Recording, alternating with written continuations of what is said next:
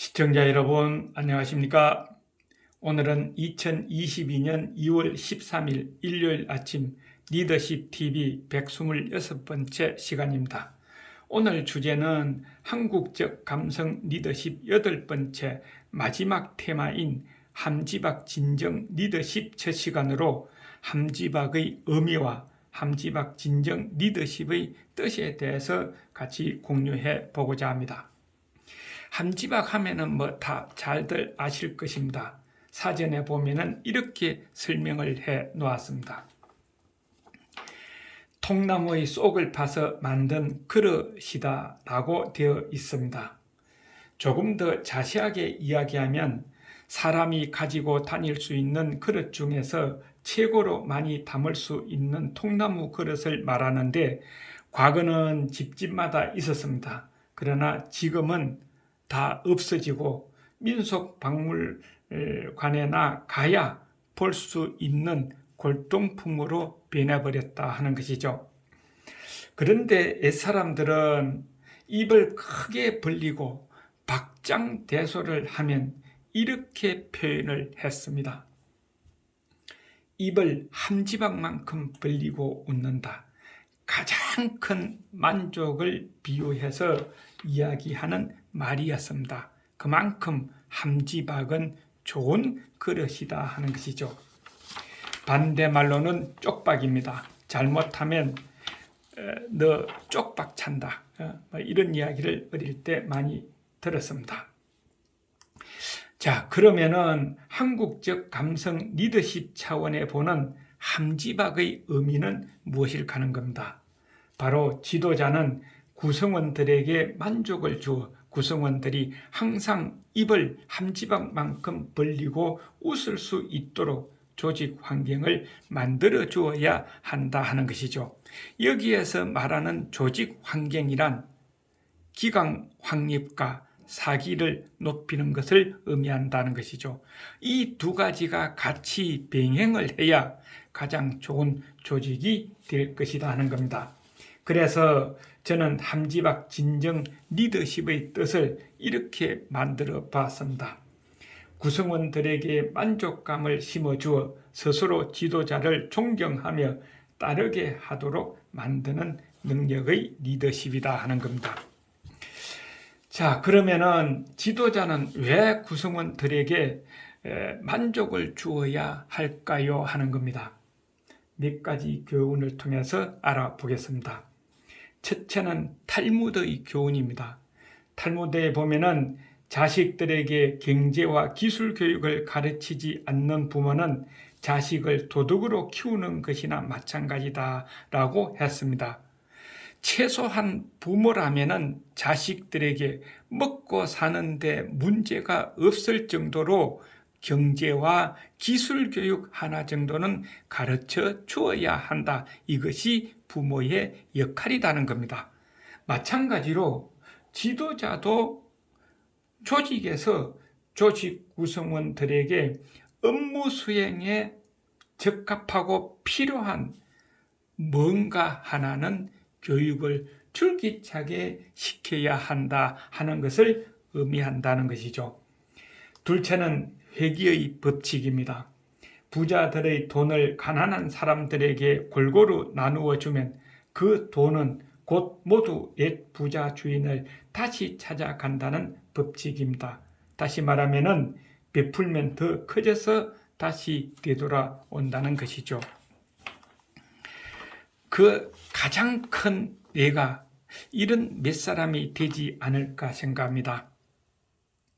조선 말기 시대에 조선의 최고의 갑부였고 또 상인으로서는 처음 관직에 올랐던 임상욱 거상 이야기입니다. 자기의 재산을 기민구제와 또 수재민에게 나누어 주고 군수가 되었을 때는 자기가 갖고 있는 재산으로 농사 짓는 데에 도움을 줄 수 있도록 저수지를 만들고 수로를 만들고 또 농사를 짓지 못하는 땅이 없는 사람들에게는 가공업을 육성해서 먹고 살 수 있도록 만들어 주었다는 겁니다. 이런 임상옥의 장사 철학은 장사는 사람을 남기는 것이라고 그랬죠. 이익을 남기는 것이 아니다는 것입니다. 이것은 바로 신뢰를 가져서 관계를 중시해야 한다 하는 것과 마찬가지가 아니겠느냐 하는 겁니다. 재물은 평등하기가 물과 같고 사람은 바르기가 저울과 같다고 했습니다. 또 임상옥의 돈에 대한 철학은 노블레스 오브 리주로 가득 차는 것을 경계하고 자신이 번 돈의 5분의 1은 항상 이웃에게 나누어 주었다 하는 것이죠. 그래서 7알 이상은 채우지 마라가 임상옥의 철학이었다. 이렇게 볼 수 있습니다. 술잔도 7알 이상은 채우지 않았다. 가득 채워서 넘치면은 그것은 내 것이 아니다 하는 것이죠. 그래서 사업은 오히려 더 번창하여 조선의 최고 갑부가 되었고 재산은 사회에 모두 환원하고 세상을 떠나신 그 상으로 길이 이름을 남기게 되었다 하는 것입니다. 두 번째로는 잘 아시다시피 경주 최부자입니다. 옛말에 가난 3대, 부자 3대가 가지 않는다고 했는데 경주 최부자는 12대 300년을 만석군으로 지난 집안이다 하는 것이죠. 상류층의 도덕성과 관계되는 가훈 몇 가지가 있는데 그거 잘 아시다시피 한번 다시 복습하는 의미로 이야기를 해보겠습니다. 배설은 진사 이상 하지 마라. 재산은 만세 이상 모으지 말고 그 이상은 이웃에 환원해라. 우리 집에 오는 손님은 기천을 불문하고 넉넉하게 대접하고 푸근한 마음을 갖게 한 후에 보내라. 그래서 보통 하루 사랑방에 7, 80명이 먹고 잤으며 많게는 100명까지 먹고 잤다 하는 것입니다. 흉년에는 재산을 늘리지 마라. 필요한 만큼 오히려 돈을 빌려주라 했습니다. 그 다음에 우리 가문의 며느리로 시집오면 3년간 무명옷을 입고 아래 사람들과 똑같이 일해라. 그래야 나중에 어른이 돼서 집안 살림을 도맡을 때는 어떨 때에 가장 힘들고 힘들 때에 어떻게 해 주어야 한다는 것을 알게 된다 하는 것이죠. 바로 리더가 되려면 저 밑바닥부터 해서 올라와야 된다 하는 것과 마찬가지다는 겁니다. 그 다음에 사방 백리 안에 굶어 죽는 사람이 없게 하라. 그래서 연수입 쌀 한 3천석 정도였는데 그중 1,000석은 항상 손님 접대를 하고 또 이웃에 나눠주는데 썼다 하는 거죠. 최소 1,000석 정도는 1년에 썼다 하는 것이죠. 아랫사람을 형제같이 지내라. 이런 좋은 상류층의 도덕성을 가지고 있었기 때문에 12대 300년을 살아왔다 하는 겁니다. 마지막 부자인 최준 어르신은 재물은 분뇨와 같아서 한 곳에 모아두면 악취가 나 견딜 수 없고 골고루 사방에 흩어 뿌리면 거름이 되는 법이다 라는 노스님에게 받은 금언을 평생 잊지 않고 실천했다고 그럽니다. 그래서 1970년에 돌아가셨는데 돌아가시기 직전에 모든 재산을 모아서 학교를 설립하는데 투자를 했다 하는 것입니다. 그 다음에 이제 노구당 이야기입니다. 해남 윤선도 선생님의 기념관으로 되어 있죠. 일제시대 때 이웃을 굶지 않도록 도와줬고 돈이 없어서 세금을 못 내 잡혀가면은 대신 세금을 내주고 잡아왔습니다. 그래서 유교가 났을 때에 이 북한군들이 가서 부르주아 집안이라고 불을 지르려고 그러니까 무슨들이 막았었습니다. 우리는 이 사람 때문에 먹고 살았다. 그리고 그 다음에 다시 수복을 해서 우군이 들어가서 이거 불 안 탄 것 보니까 계류군을 도와줘서 그렇다 해서 벌을 주려고 그러니까 무슨들이 막았으면서 우리가 막아서 불을 안 탔다 하고 이야기를 했습니다.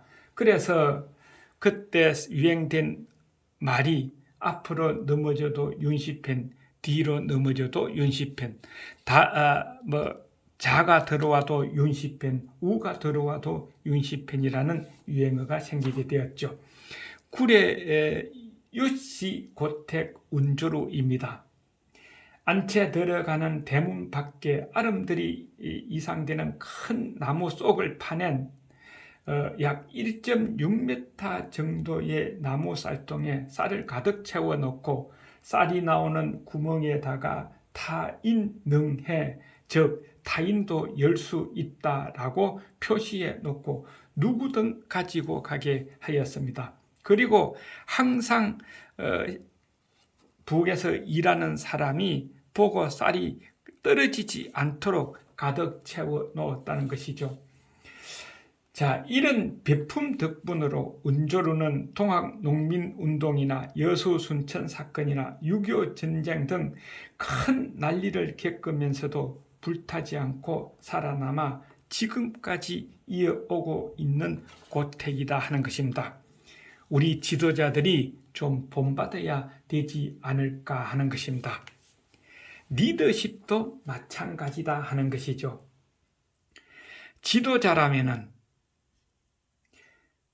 사심없이 욕심을 버리고 또 구성원을 위해 가르치고 도와주고 베풀고 헌신적으로 희생하면 조직 구성원들은 함지박만큼 입을 벌리고 웃을 것입니다. 그렇게 해서 생긴 공은 지도자에게 되돌아올 것이며, 그렇게만 되면 훌륭한 지도자, 존경받고 추앙받는 지도자가 되지 않을까요? 저는 꼭 그렇게 될 것이라고 봅니다. 리더십 TV의 하준호였습니다. 수고하셨습니다. 건강하십시오.